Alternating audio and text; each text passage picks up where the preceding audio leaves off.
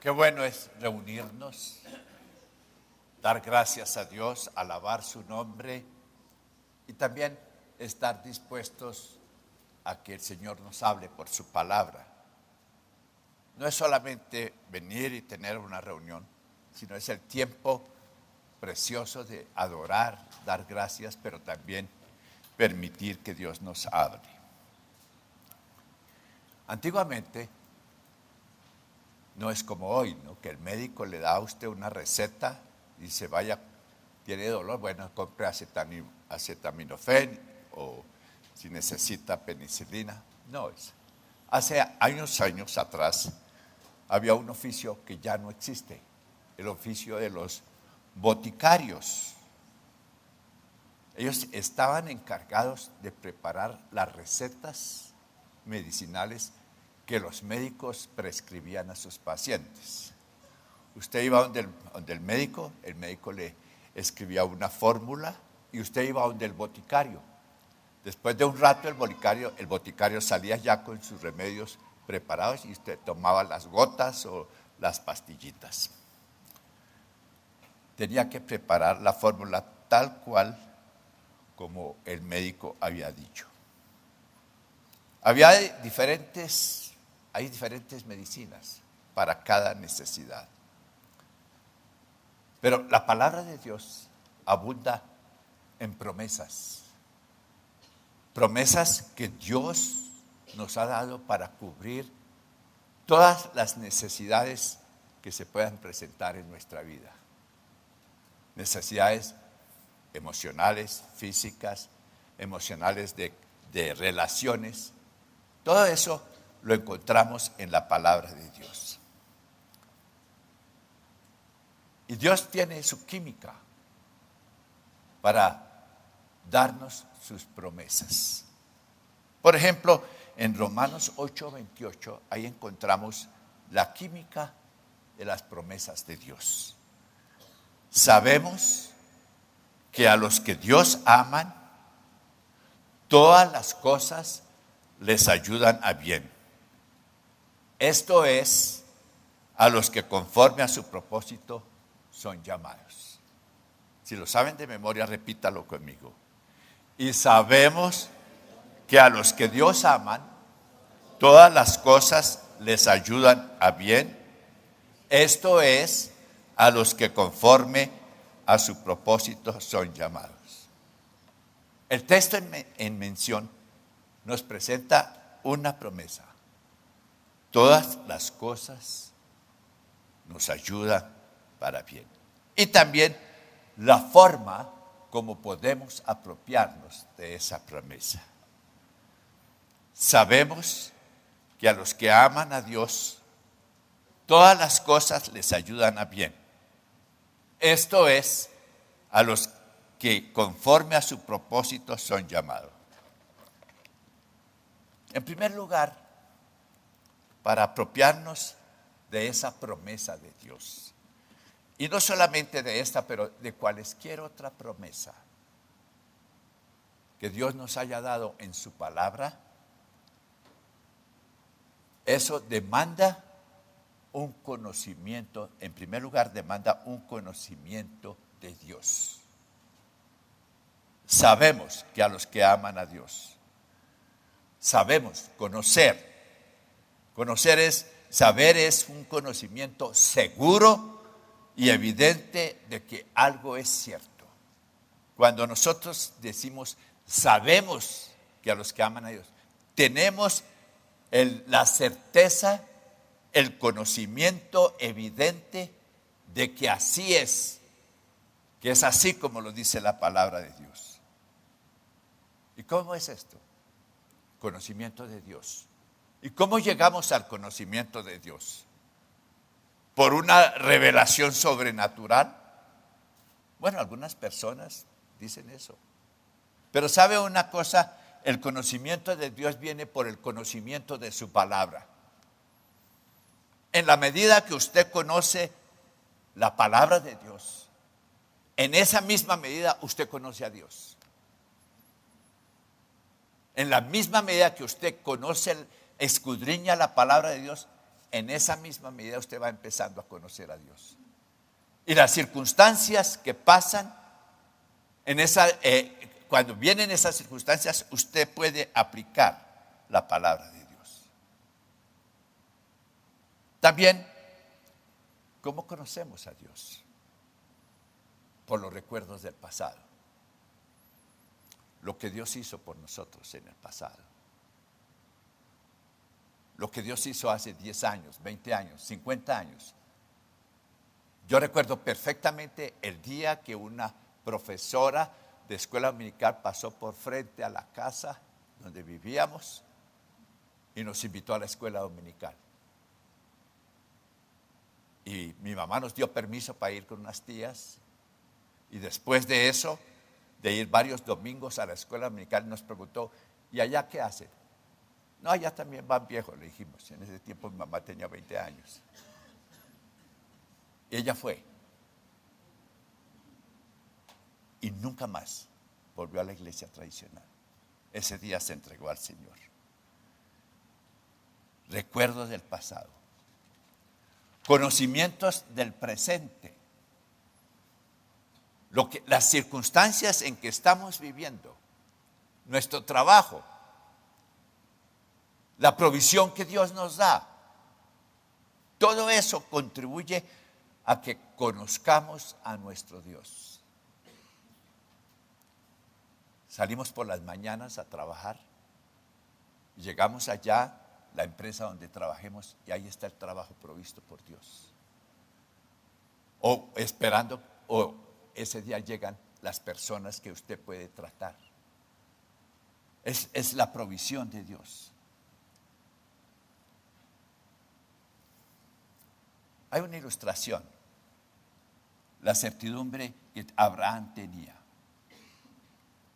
Dios le dice, sal de tu tierra, de tu parentela, y ven a la tierra que yo te mostraré. Sal de tu tierra y de tu parentela y ven a la tierra que Dios te mostrará, que yo te mostraré. Y Abraham obedeció. Un maestro de la palabra decía, si una sola de las promesas de Dios llegara a fallar, entonces los cielos se podrían envolver en un mantel. La luna y las estrellas se saldrían de su curso. El universo completo caería en un espantoso caos ante el terrible hecho de que Dios puede mentir. Dios es el mismo ayer, hoy y por los siglos. Abraham, ya viejo, recibe una promesa. Su esposa, ya anciana también, recibe una promesa. Pero le creyeron a Dios. Tu descendencia será grande. Le creyeron a Dios. Y en Romanos 4:21 dice, plenamente convencido de que todo lo que había Dios prometido era también poderoso para hacerlo. ¿Usted está convencido de lo que Dios le promete en su palabra, Dios lo hará? Tenemos que creer y llegar al convencimiento de que lo que Dios nos ha prometido en su palabra, eso lo hará Dios. Por ejemplo, hay una promesa muy sencilla. Cree en el Señor Jesucristo y serás salvo tú y tu casa. Bueno, podemos confiar en esa palabra y que Dios estará cumpliendo esa palabra a su debido tiempo. ¿Qué tan convencidos estamos de que Dios hará lo que Él ha prometido? ¿Ha recibido promesas de Dios?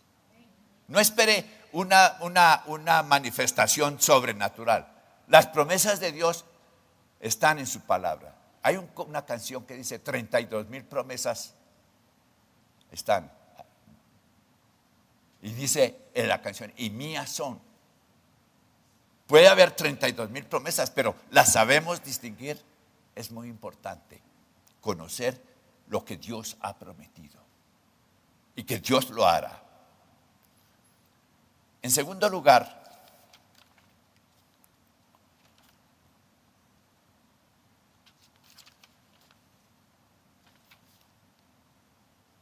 el cumplimiento de las promesas de Dios demanda nuestra confianza en la soberanía de Dios.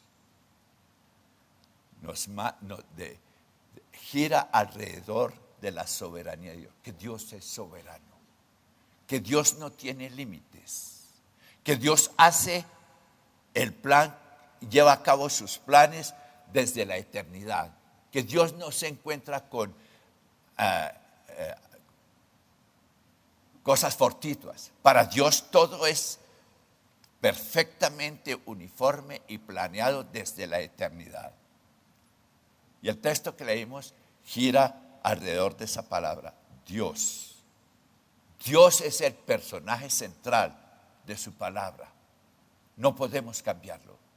Dios es el mismo ayer, hoy, por los siglos. Desde el Génesis hasta el Apocalipsis, Dios se nos presenta como el creador del universo, como nuestro Padre Celestial y también como aquel que nos salvó.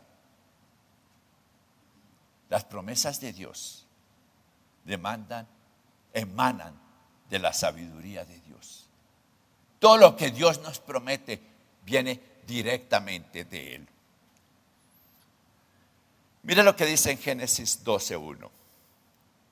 Pero el Señor había dicho a Abraham: vete de tu tierra y de tu parentela y de la casa de tu padre a la tierra que yo te mostraré. Él no era un pobretón, él no estaba en la miseria, era de una familia importante, pero le dice Dios: vete de tu tierra y de tu parentela, deja la casa de tu padre, sepárese de su familia y vaya a la tierra que yo le mostraré.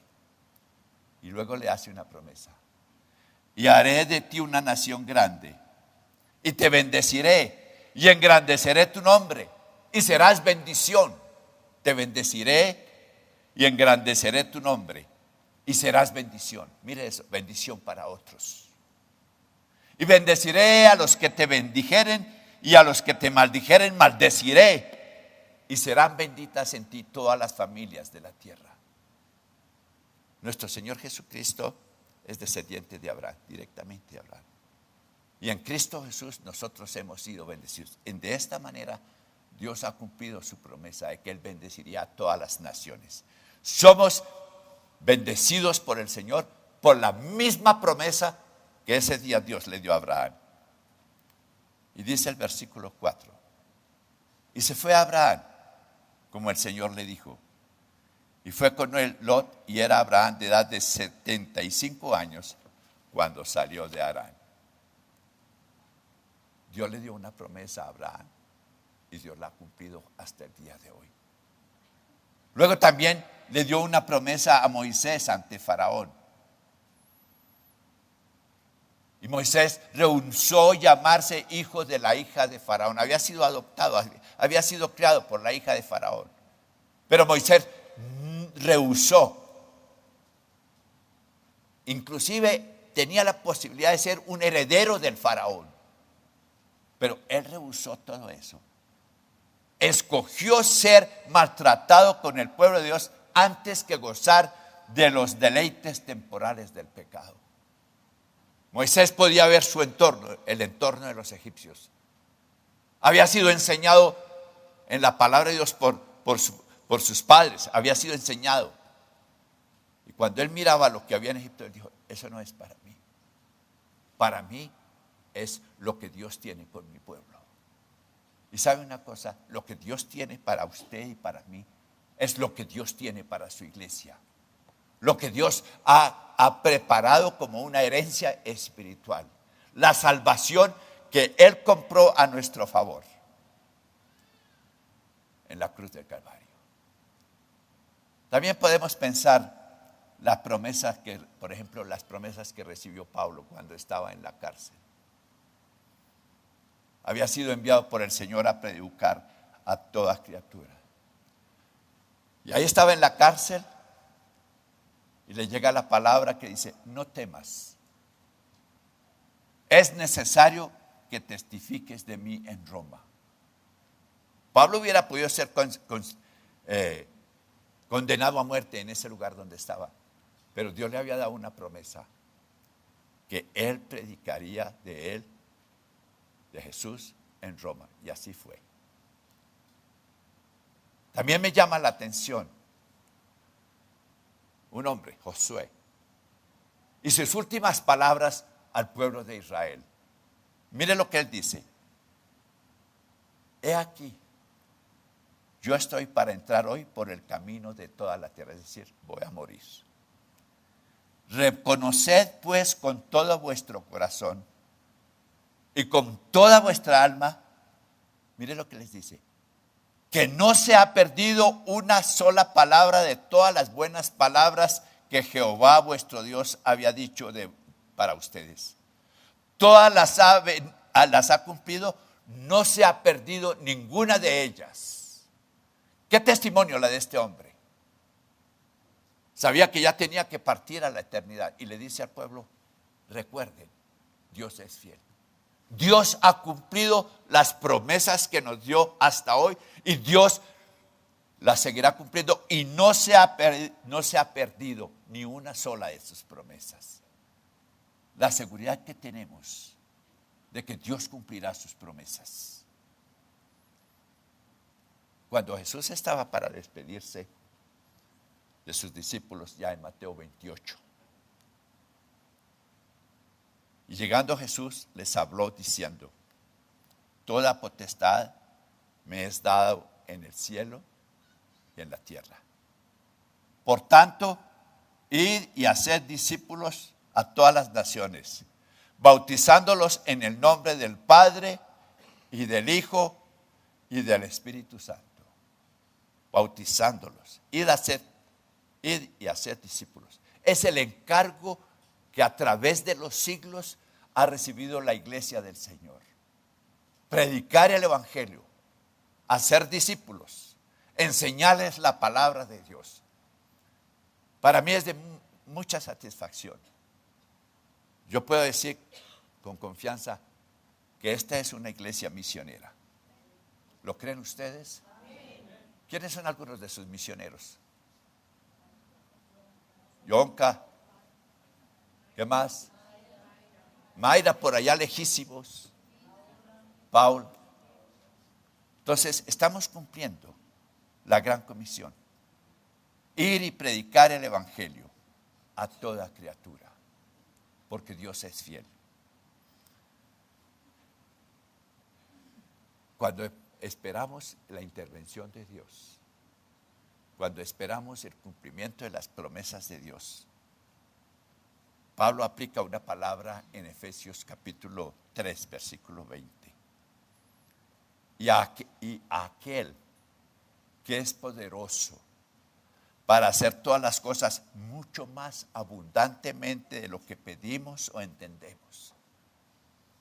Aquel que es poderoso para hacer todas las cosas mucho más abundantemente, más allá de lo que nosotros esperamos, de lo que pedimos o entendemos.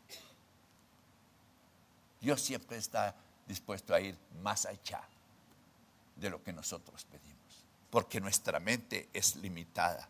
Y a veces con nuestra mente limitada pretendemos limitar a nuestro Dios. Pero Dios es todopoderoso. Mucho más abundantemente de lo que pedimos, por la potencia, dice, de su obra en nosotros. ¿Y cuál es esa obra, esa potencia que obra en nosotros?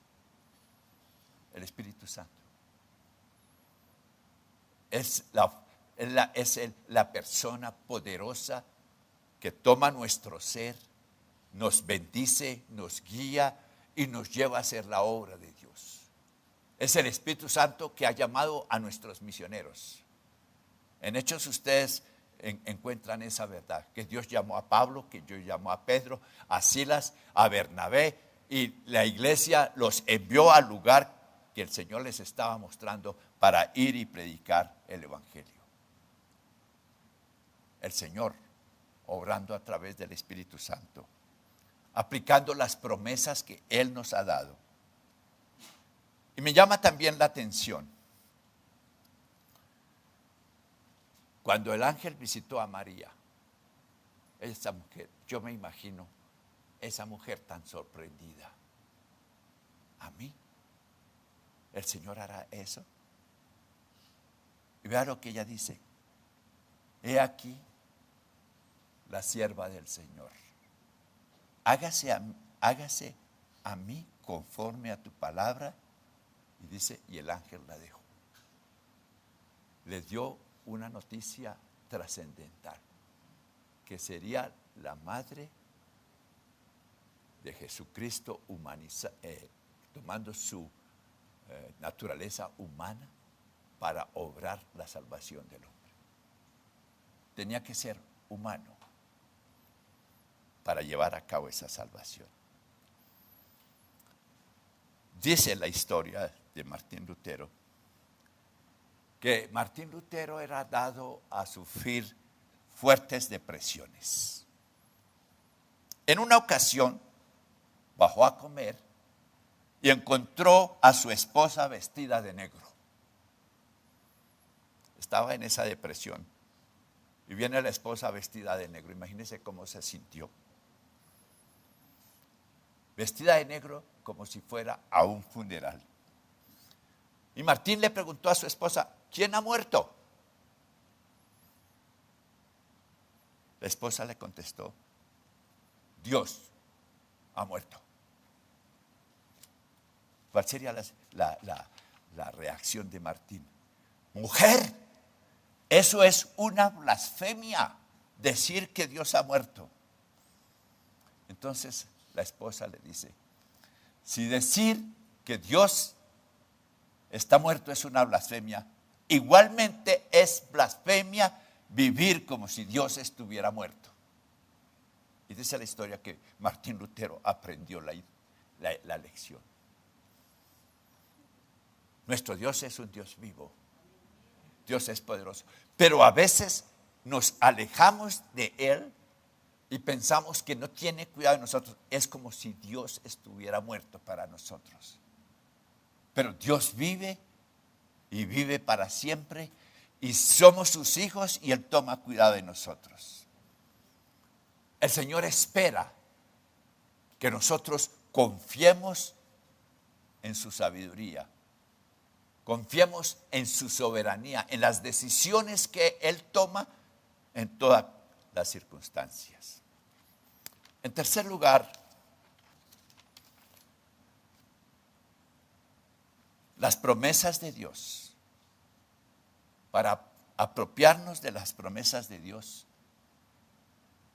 tenemos que tener confianza en la sabiduría de Dios, en medio de las circunstancias, que Dios sabe lo que está haciendo. Dice la palabra de Dios, todas las cosas ayudan a bien, dice la palabra. Él nos dice unas cosas o a veces otras cosas.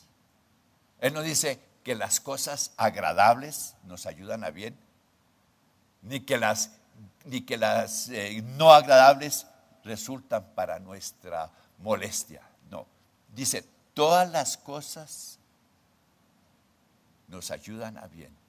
Es decir, todas las circunstancias de la vida, todas las cosas por las que pasamos resultan para nuestro bienestar. Difícil de creer eso, ¿no? Que las cosas tristes resultan para nuestro bienestar. Que las cosas difíciles de aceptar resultan para bienestar. Pero mire, en el ejemplo que hay en la palabra de Dios, la palabra de Dios tiene ejemplos que ilustran esta verdad. Jacob, ¿cómo es el nombre de Jacob? ¿Qué significa? Mañoso, engañador. ¿Qué nombre es de ese hombre, no? Ese Jacob dice. Entonces, Jacob, vienen los hijos, le habían dicho que a su hijo lo habían matado y que ahora tienen que ir a Egipto para escapar y lo que Dios estaba haciendo era que escaparan del hambre. Entonces, Jacob le dijo a su hijo: me habéis privado de mis hijos. José no aparece, ni Simeón tampoco. Y Benjamín lo vas a llevar contra mí, dice Jacob, son todas estas cosas. ¿Van a llevar a mi hijo allá? ¿Me van a quitar a mi hijo también? Pero la historia termina de una manera asombrosa. José llegó a ser el primer ministro de Faraón. Y cuando se desató esa hambre en Canaán, que su familia estaba a punto de perecer, fueron a Egipto. Y en Génesis 50, José les dice a sus hermanos, los hermanos llegaron temerosos, ¿no? Dice, ahora José no la va a cobrar. José les dice, vosotros pensasteis mal sobre mí, pero Dios lo ha encaminado para bien, para hacer lo que vemos hoy, para mantener con vida a mucho pueblo. Ustedes pensaron acabar conmigo, pero Dios lo ha vuelto en bienestar y en bendición para ustedes y para toda nuestra familia. Y así ellos pudieron entrar en Egipto y escapar del hambre. Mis hermanos, las maquinaciones satánicas resultan para nuestro bien. La muerte de Jesús. Los fariseos querían matarlo. Los maestros de la ley querían matarlo. Los romanos querían matarlo. Judas lo entregó a la muerte. Detrás de todo eso estaban las artimañas de Satanás. Y cuando Jesús murió en la cruz, yo creo que Satanás dijo, ahora sí, se acabó. Pero no. Jesús resucitó. Y el camino que Jesús transitó para ir a la cruz es el camino de nuestra salvación. ¡Qué maravilla! Y después encontramos también en la palabra de Dios la negación de Pedro. Yo no lo conozco. Pero con el tiempo, Pedro llegó a ser el gran predicador del Evangelio de nuestro Señor Jesucristo. El gran predicador. Mis hermanos, pueden estar seguros, ya las canas muestran eso. Estamos seguros que todas las circunstancias de la vida ayudan para nuestro bien. Piensen por un momento en las circunstancias anteriores, por donde ustedes han transitado, donde hemos ido. Dios nos ha traído y ahora estamos aquí porque Dios ha sido bueno con nosotros. Podemos decir, Dios ha sido bueno con nosotros. Pero en cuarto lugar, el cumplimiento de las promesas que Dios nos hace demanda confianza, demanda que confiemos en los propósitos de Dios. Demanda que confiemos en los propósitos de Dios. Demanda que conozcamos a Dios. Demanda que confiemos en la soberanía de Dios, que lo que Dios hace está bien. Demanda que confiemos en su sabiduría. Y ahora nos dice que demanda que confiemos en los propósitos de Dios. Y dice, de los que le aman y son llamados según el propósito que Él tiene para ellos. A los que Dios aman, dice, todas las cosas vienen para bien. No es para todos. ¿Es para quiénes? ¿Ah? Para los que amamos a Dios. Si todas las cosas ayudan para bien a los que aman a Dios, entonces los que no aman a Dios están como un barco a la deriva. Por eso escuchamos esa expresión. Y ojalá nunca se escuche en los labios de un cristiano. Todo me sale mal. Estoy salado. ¿Han oído esa expresión? Estoy salado. O dice, qué mala suerte. Se le pincha el carro. Uy, qué mala suerte. Estoy salado. Todo me sale bien. El cristiano no puede decir eso. No tiene derecho a decir eso. Porque todas las promesas que encontramos en la palabra de Dios son para nuestro bien. Pero son condicionales para los que amamos a Dios. Yo no sé cuáles son las circunstancias en las cuales usted ha venido hoy. O cuál puede ser su necesidad. Pero sí puedo decirle que lo que Dios le haya prometido a usted en el pasado o lo que Dios le prometa hoy, Dios lo cumplirá porque Él es Dios y no puede cambiar. Entonces, hoy usted puede aferrarse a esas promesas de Dios con certidumbre de que Dios lo hará. Con la certidumbre de que Dios lo cumplirá en su totalidad. Usted tiene que tener en cuenta quién es el autor de la promesa. No soy yo.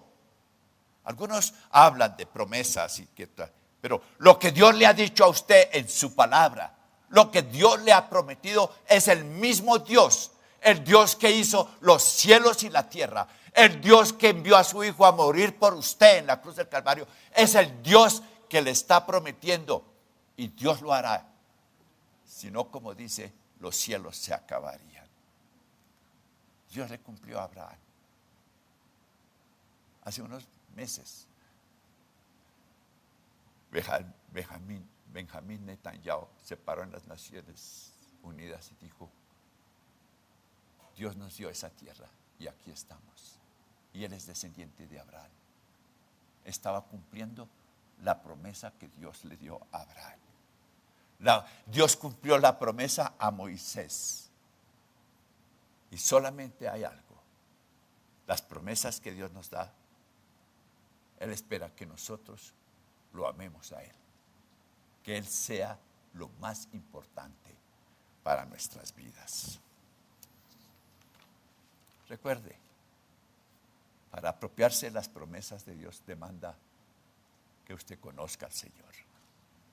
Demanda que usted confíe en la soberanía, en las decisiones de Dios. Demanda también su confianza en la sabiduría de Dios, que Dios hará lo mejor para nosotros. Y demanda que confiemos en los propósitos de Dios para usted, para su vida y también para su familia. Puestos en pie, vamos a adorar al Señor.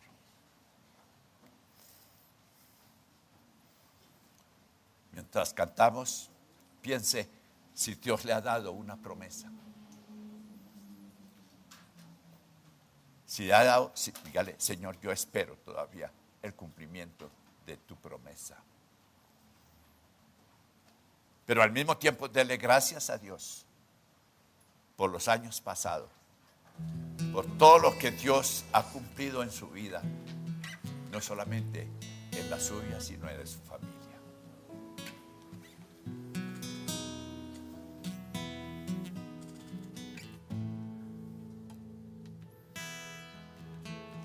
En ti confía mi corazón,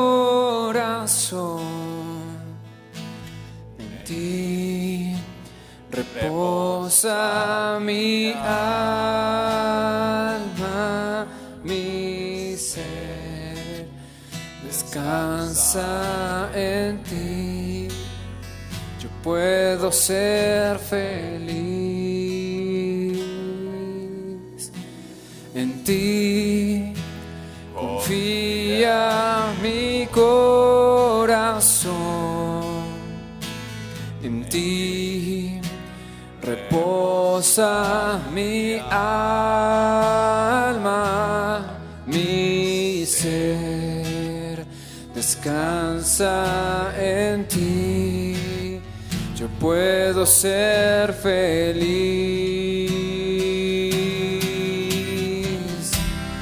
porque sé que estás obrando.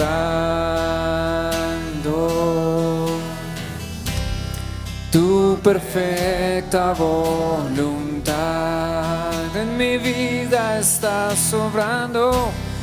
En mi vida estás obrando. Tu perfecta voluntad. En ti confía mi corazón. En ti reposa mi alma, mi ser. Descansa en ti. Yo puedo ser feliz. En ti confía mi corazón. En ti reposa mi alma, mi ser. Descansa en ti. Yo puedo ser feliz,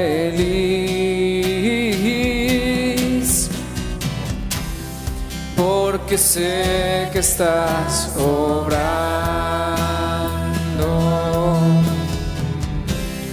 Tu perfecta voluntad en mi vida, yeah. En mi vida estás obrando. Tu perfecta voluntad, porque sé, yeah. Porque sé que estás obrando. Tu perfecta voluntad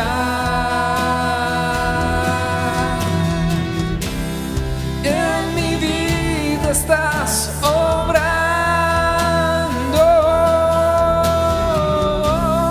Tu perfecta voluntad.